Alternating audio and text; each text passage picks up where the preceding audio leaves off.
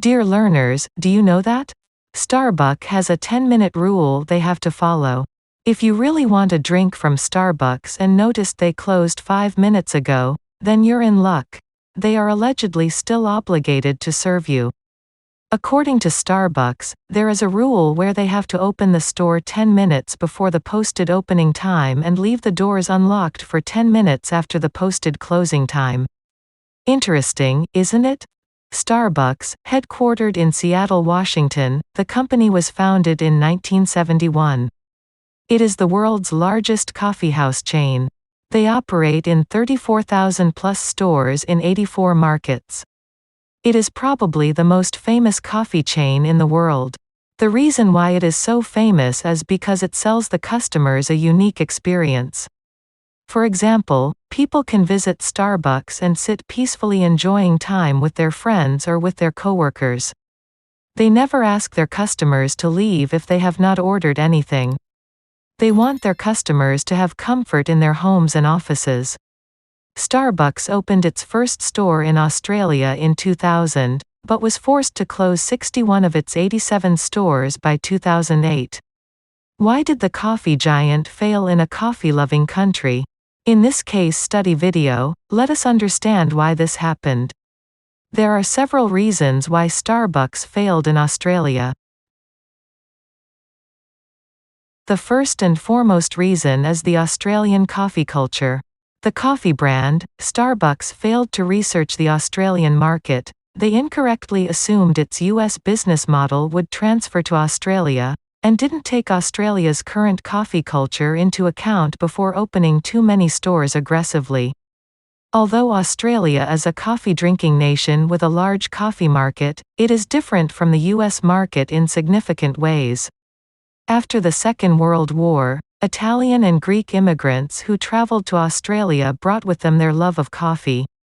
Then, they developed a café culture with neighborhood coffee shops to meet friends, relax and enjoy a good cup of espresso.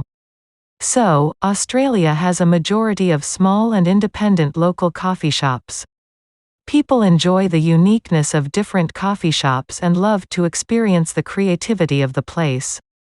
They want good quality coffee, and they are even ready to pay a little more for superior quality. Starbucks has a tough time maintaining premium quality of coffee owing to the large network they have around the world. They also charge high prices for coffee which the Australian consumers are not willing to pay. Coffee is a passion in Australia. Everyone in Australia has different preferences for coffee and everyone has their own favorite cafes or local baristas. Thus, the people want their own unique preferences to be served to them. Starting in 2000, Starbucks began opening stores rapidly across Australia, in both urban centres as well as regional locations and suburbs. However, this rapid expansion didn't give Starbucks time to establish its brand. This was a major factor responsible for their failure because they did not try to develop organic demand among the consumers. This led to Australian consumers not getting adapted to its tastes, and thus led to failure in creating brand loyalty. Also, as the number of stores grew at a fast pace, they began employing younger, less experienced staff. Starbucks did not adapt their menu according to the Australian market. They assumed that people would like the same sugary drinks that people in other nations liked. Australian consumers like espresso-based coffee which has a strong taste. Though Starbucks has different coffee options, the major drawback was that it served coffees that were too sweet in taste for Australian customers. A cup of Starbucks coffee costs much more than coffee from the neighborhood coffee shop. So, it seems Australians collectively decided not to pay around $5 for a cup of coffee that didn't taste as good as the coffee made by their local barista. As it's very clear from the coffee culture followed in Australia, there are many independent coffee shops and local baristas. This reduces the brand loyalty among the people. According to a report from IBIS World, 95% of cafes in Australia are independent. The owners of these cafes use freshly grinded coffee beans, which helps in producing premium quality coffee.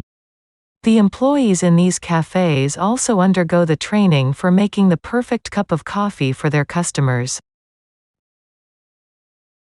Another reason is that, in Australia, Starbucks entered an extremely competitive and mature cafe market. Not only that, Starbucks Australia did not advertise in the mass media. Instead, they relied on their reputation, because of which it failed to communicate its brand.